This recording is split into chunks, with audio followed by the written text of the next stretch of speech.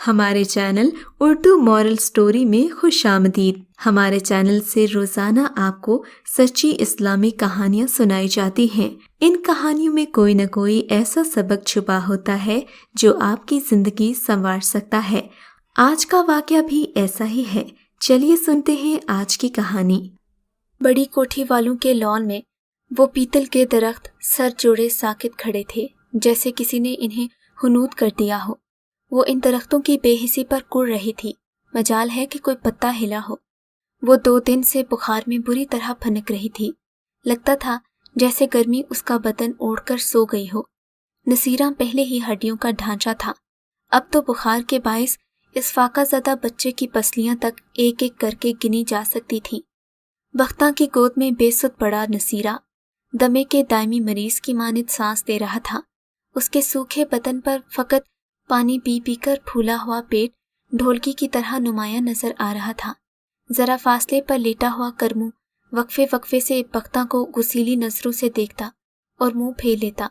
اس کی پیشانی شکنوں سے پر تھی، گرمی نے الگ برا حال کر رکھا تھا، جبکہ وہ 2 دن سے نصیرے کو ایسے ہی سینے سے لگائے بیٹھی تھی، جیسے بس اسی نے نصیرے کو پیدا کیا ہو اور اسی کو اس کی فکر ہو، جبکہ کرموں کو تو اپنے بیٹے کی کوئی پرواہ نہ تھی۔ نصیرے نے بھوک میں لپٹی آہ سے مشابہ چیخ ماری، مری ہوئی بے جان سی جان، مگر کرموں کو کہاں پرواہ تھی۔ بے حسی سے بولا، جا کہیں سے روٹی مانگ کر لا، مجھ میں ہمت نہیں ہے بھوکا رہنے کی۔ وہ اتنے روب سے بولا جیسے اس کے لیے روٹی کا انتظام کرنا بختہ کی ذمہ داری ہو۔ بختہ نے ابھی سر نہیں اٹھایا۔ میری بات سنائی نہیں دے رہی تجھے؟ اب کی بار وہ پوری جان لگا کر گرایا، جیسے بادل برسنے سے پہلے گرجتے ہیں۔ بختہ نے چونک کر سر اٹھایا، جیسے وہ گہری نیند سے جاگی ہو۔ اس کی آنکھوں میں حیرت سی تھی تیر رہی تھی۔ تجھے کیا ہوا کرمو؟ وہ غائب دماغی کی کیفیت میں بڑبڑائی۔ کرمو نے آنکھیں دکھائیں، اس کی آنکھوں سے آگ کے شعلے سے لپک رہے تھے۔ اسے بختہ کی بے خبری پر جی بھر کر تاؤ آیا تھا۔ میں مارے بھوک کے جان پر بنی ہوئی ہے، اور یہ اتنی بے رحم عورت کہ اسے رتی بھر احساس نہیں کہ میں 2 دن سے بھوکا پیاسا جھکی میں پڑا سڑ رہا ہوں۔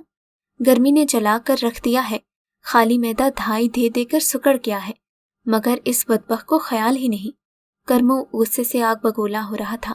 اٹھ جا، اب بہت ہو گئی ہڈ حرامی، اب اور نہیں۔ کرمو تیش سے بختہ کی جانب بڑھا۔ بختہ سہم گئی۔ کرمو اس پر بہت کم ہاتھ اٹھاتا تھا۔ اس کی وجہ یہ نہیں تھی کہ وہ کوئی رحم دل انسان تھا، بختہ تو اسے شکایت کا موقع ہی نہیں دیتی تھی۔ گرمی سردی کی شدتوں سے بے نیاز گھر گھر مانگنے جاتی، کرموں کے کھانے کا بندوبست کرتی۔ وہ اپنا کام بہت محنت اور تندہی سے سر انجام دیتی تھی۔ کرمو سارا دن جھکی میں لیٹا رہتا، بختہ پر اس کی اجارہ داری تھی۔ 3 بولوں کے عوض وہ محکوم تھی اور کرمو حاکم۔ یہ تو ازلوں سے ہوتا آیا ہے۔ وہ اپنے گھر کا مرد بنی مانگتی پھرتی، ہر چیز اس کے ذمہ تھی۔ نصیرے کو تو دل کرتا ہے جان سے ہی مار دوں، منحوس کا بخار اترنے کا نام نہیں لے رہا۔ کرمو اشتعال میں آ کر نصیرے کی طرف بڑھا، جسے بختہ نے سینے سے لگایا ہوا تھا۔ وہ ایک جھٹکے سے کھڑی ہوئی اور اسے اپنے سینے سے لگا کر بھینچ لیا۔ خوف اس کی آنکھوں میں کروٹیں لینے لگا۔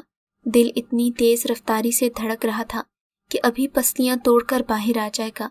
کرمو کا کیا پتا وہ کیا کر ڈالے، نصیرے کو ہی زمین پر پٹخ دے۔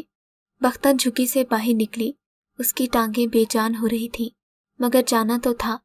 اسے اپنے گھر کی روٹی کا بندوبست کرنا تھا۔ مرے مرے قدموں سے گھسیٹ گھسیٹ کر چلنے لگی۔ سامنے ہاشمی صاحب ٹینٹ لگوا رہے تھے، ان کی لاڈلی بیٹی کی شادی تھی۔ بہت دن سے ان کے گھر دھوم دھڑکا ہو رہا تھا۔ ساری ساری رات ڈھولکی کے ساتھ تالیاں بجانے کی آواز آتی۔ نصیرہ ساری رات روتا رہتا، اس لیے بختہ بھی نہ سو پاتی۔ نصیرے کو کاندھے سے لگائے وہ رات رات بھر ٹہلتی رہتی۔ کرموں کو مچھر کاٹتے تو وہ جھنجھلا کر اٹھ بیٹھتا اور اپنی غریبی کو کوسنے لگ جاتا۔ اپنے نکٹھو پن کے علاوہ ہر چیز پر تنقید کرتا، قسمت کو مورود الزام ٹھہراتا کہ وہ کیسے مقدر لے کر دنیا میں پیدا ہوا، کہ ساری زندگی بھوک اور افلاس سے لڑتے لڑتے گزرتی جا رہی ہے۔ اس افسر کالونی میں 1 سے 1 پیسے والے لوگ تھے، جن پر آسمان سے من و سلوہ اترتا اور زندگی جن کو راستہ دیتی۔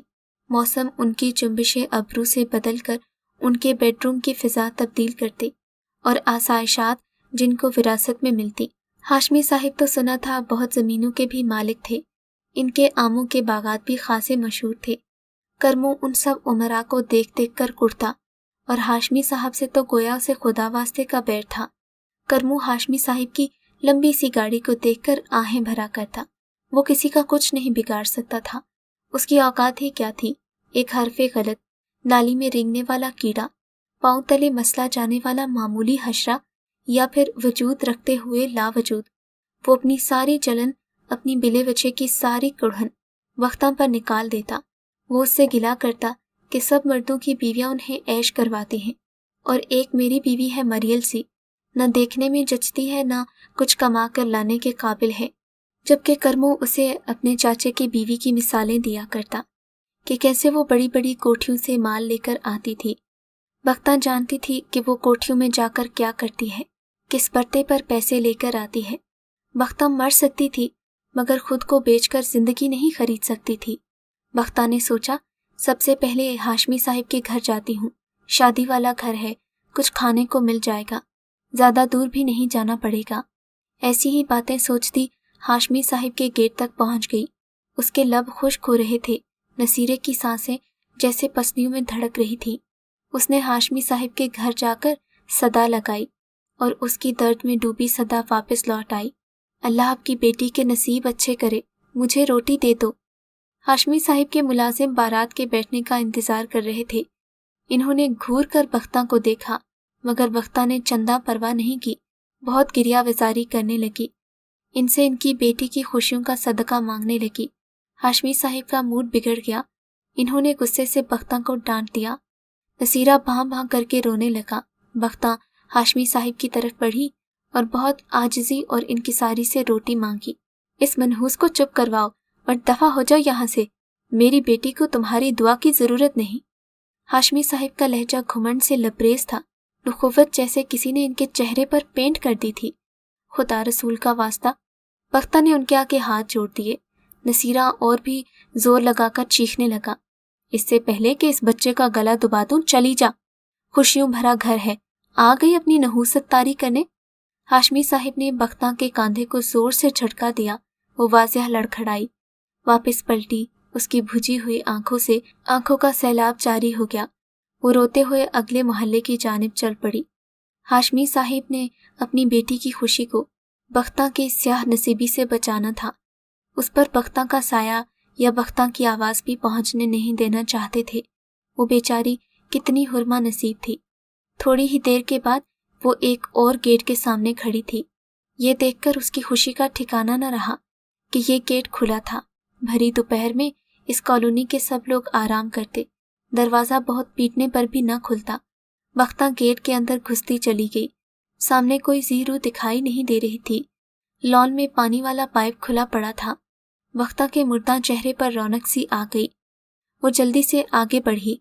ठंडी घास पर पाँव रखकर उसने नसीरे को अपने पाँव पर बिठाया और पाइप से उस पर पानी डालकर अपने बेटे को नहलाने लगी।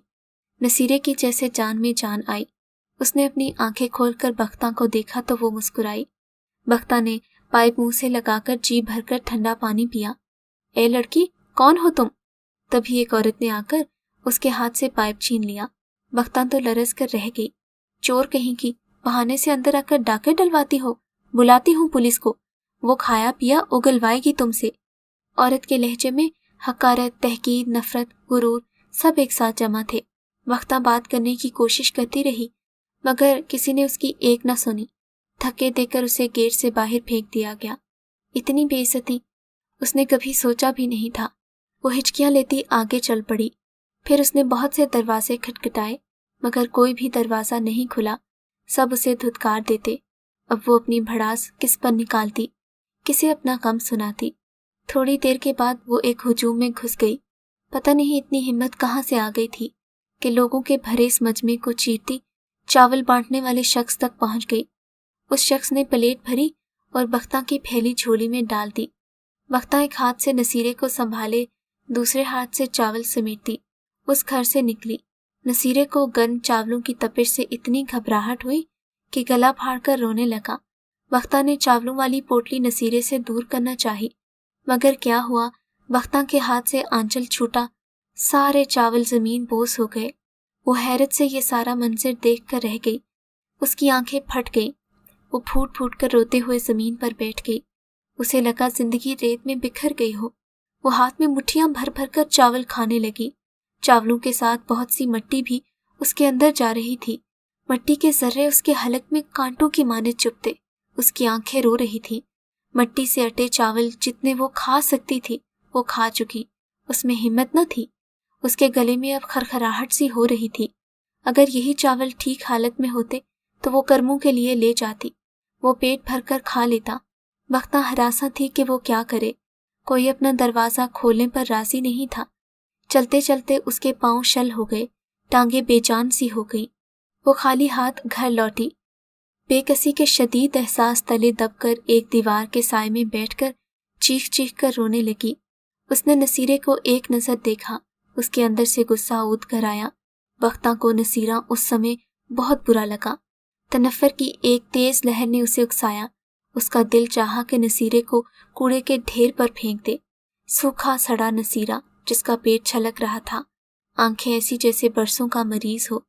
बख्ता ने उसे दोनों हाथों में थाम कर हवा में उछाला। वो बेजार सी हो रही थी। उसे अपने और नसीरे के वजूद से नफरत हो रही थी। फिर उसने कुछ सोचा और उठकर चल पड़ी। आज उसने सोच लिया था कि वो उसी औरत के पास जाएगी जहां जिस्म फरोशी का काम मिलता है।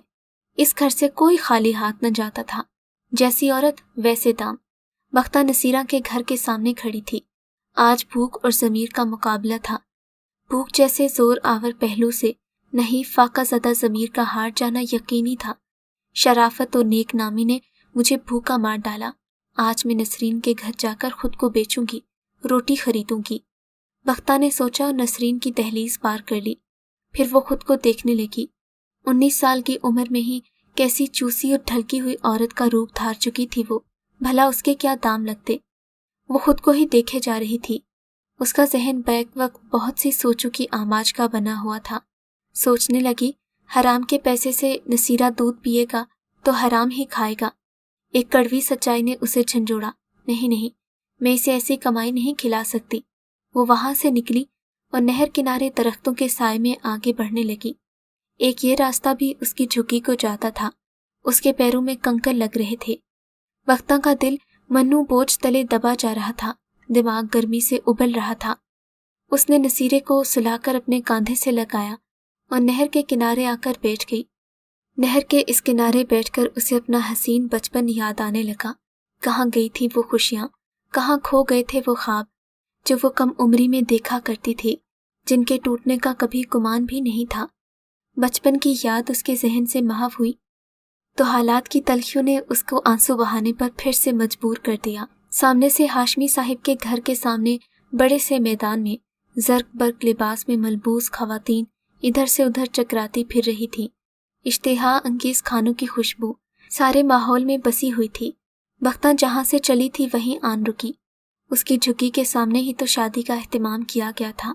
एक तरफ रिज़्क की इतनी फरावानी और दूसरी तरफ 2 दिन से भूखी प्यासी बख्ता और उसका बच्चा। अल्लाह की तकसीम पर बख्ता का दिल भर भर आया।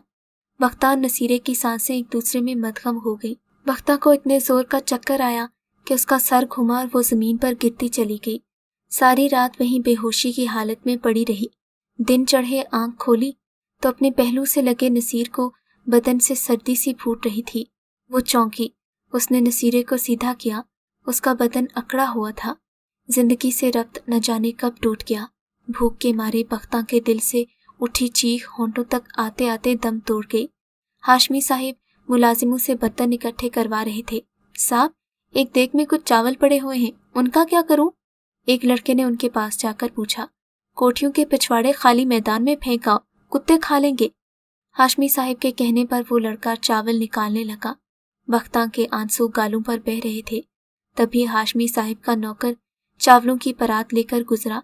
बख्ता उठी और उसके पीछे भागी। मुझे दे दो चावल, क्या मैं कुत्तों से भी बदतर हूँ? अगर आपको आज का ये वाकया पसंद आया है तो इस वीडियो को लाइक ज़रूर कीजिए और इस तरह के मज़ीद किस्से सुनने के लिए हमारे चैनल उर्दू मॉरल स्टोरी को सब्सक्राइब ज़रूर कीजिए।